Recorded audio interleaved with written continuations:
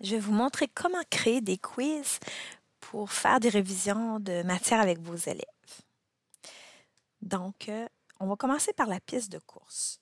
Vous devez cliquer ici sur le petit avatar pour trouver les activités. Et là, on va retrouver ici toutes les activités ludifiées proposées par Smart. On descend. Donc, on va, la piste de course en anglais s'appelle Dare Dare.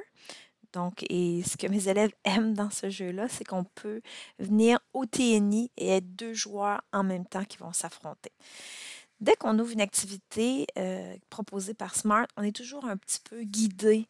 Voilà, ici, on choisit le type de réponse. Donc, je pourrais prendre choix multiple pour la première question et je pourrais écrire genre un mot comme tableau et le demander aux élèves est-ce que c'est au masculin ou au féminin.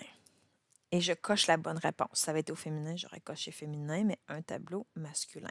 Je clique sur Ajouter une question. Et là, je pourrais aller changer, pas de choix multiple, mais je pourrais mettre vrai ou faux et écrire un énoncé. Le cube a 6 faces. Est-ce que c'est vrai ou c'est faux? Donc, c'est vrai. Et là, je continue comme ça. Je peux toujours ajouter une autre question aussi. Ça pourrait être un choix multiple. Donc, je pourrais écrire je suis un nombre pair. Et là, je pourrais mettre plusieurs réponses.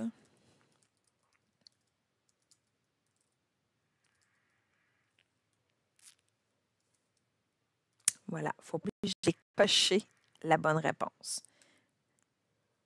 Voilà, une fois qu'on a mis nos questions, on peut y aller jusqu'à une dizaine de questions. On clique sur Suivant.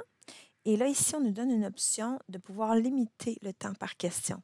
Donc, on pourrait mettre 15 secondes. Des fois, je l'utilise si je veux que l'élève réponde quand même à une certaine vitesse, mais des fois, je l'enlève pour enlever du stress aux élèves. Donc, des fois, je l'enlève pour pas qu'ils soient stressés par le temps. Et ici, on peut vérifier le contenu. Donc, tableau est vraiment masculin. Le cube a 6 faces, c'est vrai. Je suis un nombre pair, c'est vrai. Donc, je clique sur Terminer. Et voilà, mon activité a été créée. Cette activité-là peut être utilisée en classe au TNI. Alors, à ce moment-là, quand on clique sur Commencer, oups, il faut que j'aille quand même prendre le pointeur. J'étais sur l'écriture. Commencer. On peut prendre 2 pilotes. Donc, les 2 premiers viennent, se choisissent un avatar. Et là, je sépare la classe en 2, ils se mettent en ligne. Ça va être les chiens contre les renards. Et c'est parti. Donc, 2 élèves viennent au tableau, les 2 premiers de la ligne. Et là, la question va apparaître dans le coin ici. Tableau. Bien sûr, moi, je les aide un peu. Est-ce que c'est au féminin ou au masculin? Donc, l'élève va aller cliquer. Et si un élève n'a pas la bonne réponse, il va avoir une rétroaction automatique. Voyez-vous, on voit que le petit chien l'a eu. Et on voit la réponse aussi, que finalement, tableau était au masculin. Donc, on peut continuer comme ça à faire le jeu. Moi, ce que j'aime de ce jeu-là, c'est qu'on peut aussi l'avoir dans la classe lab. Donc, l'élève peut jouer seul dans la classe lab ou même, vu que moi, j'envoie le lien de la classe lab à la maison, les élèves me disent souvent qu'ils ont joué contre leurs parents ou contre leurs frères ou sœurs. Oh, je vois que j'ai une petite coquille ici. J'ai marqué « Je suis une nombre pair ». Donc, très facile pour aller corriger. Je clique sur le crayon qui était situé en haut à droite. Je retourne dans la question. Voilà. Et je vais corriger ma coquille. Parce que, comme je dis à mes élèves, tout le monde peut faire des erreurs. Voilà, c'est corrigé. Je vais vous montrer un deuxième jeu. C'est le jeu télévisé. Alors, toujours dans le petit avatar d'activité. On descend. Et ça, mes élèves aiment beaucoup ce jeu-là. Encore une fois, on choisit choix multiple ou choix de réponse.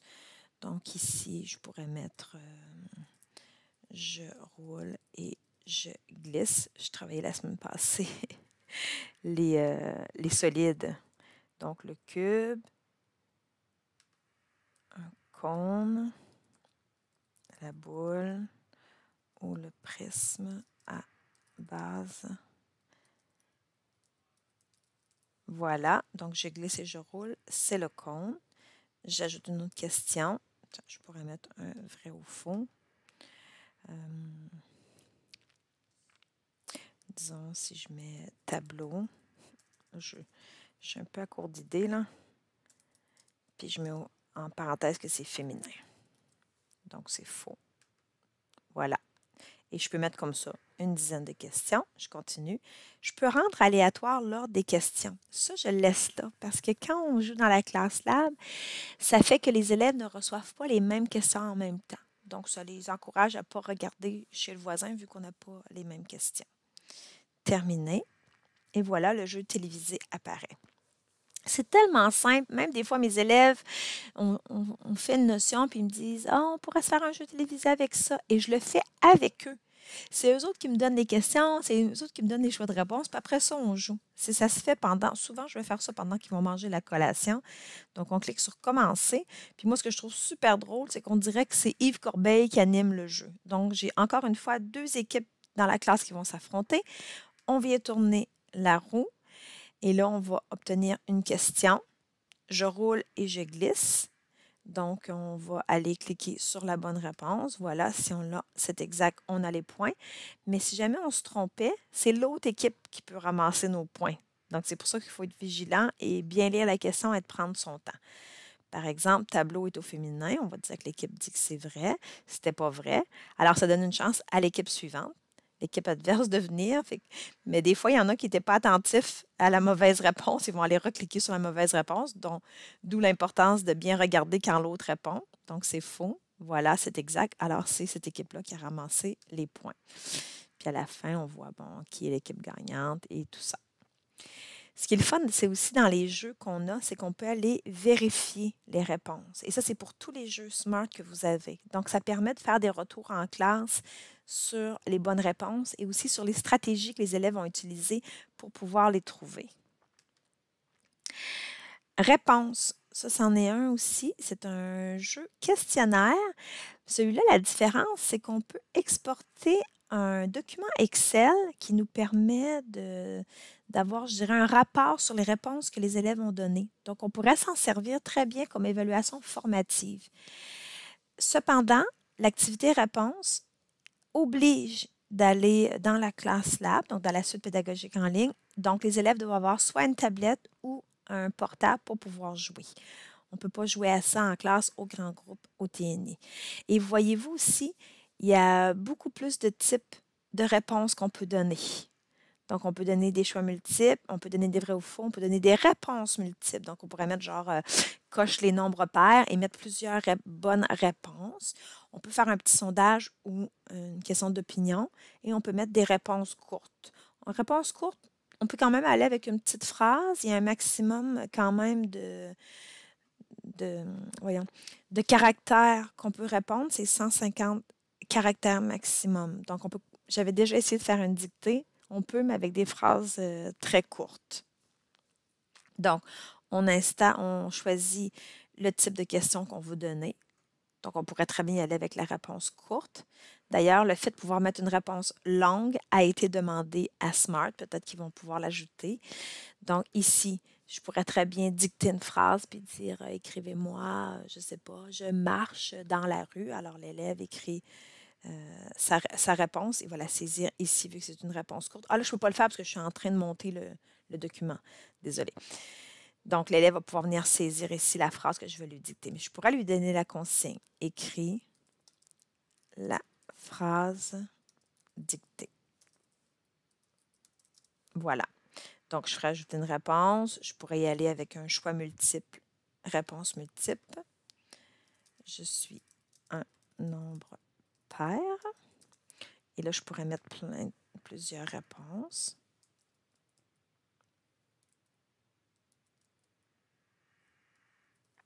Donc, ce serait ces 2 réponses-là qu'il faut accepter. Ajouter une question, puis là, je continue, ainsi de suite. Je pourrais mettre un dernier vrai ou faux. Voilà.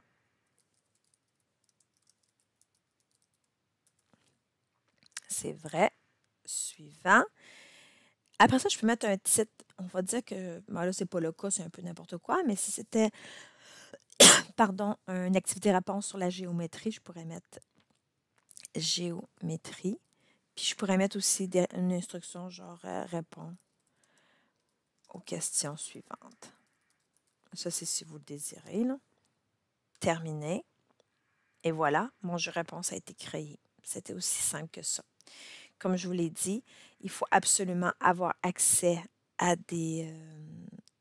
soit à des tablettes ou à des mini-portables pour pouvoir avoir accès à cette activité-là. D'accord? Là, normalement, moi, je ne suis pas connectée à ma classe lab, mais normalement, mon numéro de classe lab devrait apparaître ici, ce qui fait que, OK, ça, c'est la classe lab du groupe francophone. Donc, les élèves pourraient se connecter et pouvoir participer à l'activité. Le dernier, c'est celui qui vraiment remporte un grand succès auprès de mes élèves. C'est celui que nous, on appelle le Monster Quiz. En français, il s'appelle Questionnaire monstrueux, mais bon, nous, on a gardé le nom anglophone. On trouve que ça faisait plus mignon. Encore une fois, vous sélectionnez le type de question que vous voulez poser. Vous écrivez votre énoncé. Là, je réécris toujours la même chose. Voilà, c'est vrai. Et une fois que vous avez mis toutes vos questions, vous cliquez sur Suivant. Vous pouvez rendre les questions aléatoires ou non. Moi, je les laisse aléatoires. Ici, personnellement, j'enlève le facteur temps parce que les élèves sont déjà assez excités parce qu'il faut vous expliquer que le Monster Quiz, c'est que les élèves sont en équipe, sauf qu'ils sont en équipe chacun sur leur tablette ou leur PC, mais ils contribuent tous ensemble pour pouvoir faire éclore leur petit monstre soit de leur œuf ou de leur boîte. Donc, c'est déjà assez excitant en partant. Si en plus, il y a le facteur temps, je me suis rendu compte que les élèves répondaient absolument n'importe quoi. Donc, j'enlève toujours le temps pour le Monster Quiz et je leur dis, prenez le temps de bien lire la question, de bien répondre, pas jouer à la devinette parce que ça nuit à votre équipe. Et là, on clique sur Terminer et voilà, le Monster Quiz est généré. Donc, ici, quand je vais cliquer sur Commencer, on va voir les noms des élèves. Là, je vois qu'il y a des gens qui sont encore connectés parce que j'avais fait une démonstration justement dans la classe. Je vais pouvoir diviser les équipes. Donc, comme j'ai 9 élèves, je pourrais bien faire 3 équipes de 3. Et là, je vois que les noms se placent. Et là, ce qui est intéressant, c'est que si jamais je vois qu'il y a des équipes qui ne sont pas bien équilibrées, avec mon pointeur, je pourrais aller déplacer des gens comme ça d'une équipe à l'autre avant de commencer. Et après ça, je vais cliquer sur Commencer pour pouvoir partir le questionnaire. Là, c'est sûr que là, moi, présentement, ici, je suis l'enseignante. Donc, je ne vois pas les questions, je ne vois pas qui répond. Et vous comprenez que les gens qui sont venus à la démonstration ne sont pas là présentement en temps réel pour répondre, ce qui fait qu'on ne voit pas les petits œufs bouger. Mais normalement, en classe, ce que je verrais, c'est que s'il y a des bonnes réponses, je verrais un petit pied sortir, une main, à un moment donné, la tête. Et si les élèves jouent à la devinette et n'ont pas les bonnes réponses, je verrais le petit œuf osciller sans qu'il puisse bouger. Donc, puis en plus, je vois le nom de ceux qui donnent les bonnes réponses. Donc, je peux les encourager. Je dis, ah, c'est beau, Alexandre, tu as donné une bonne réponse. Continue, Léa. Donc, j'encourage mes élèves à bien répondre. Voilà, c'était pour les différents quiz. Le Monster Quiz, c'est également comme le jeu réponse. Regardez, on voit que ça prend absolument les outils numériques, donc soit une tablette ou des mini portables. On ne peut malheureusement pas jouer sur le TNI tout le monde ensemble. Mais vous allez voir, les élèves adorent.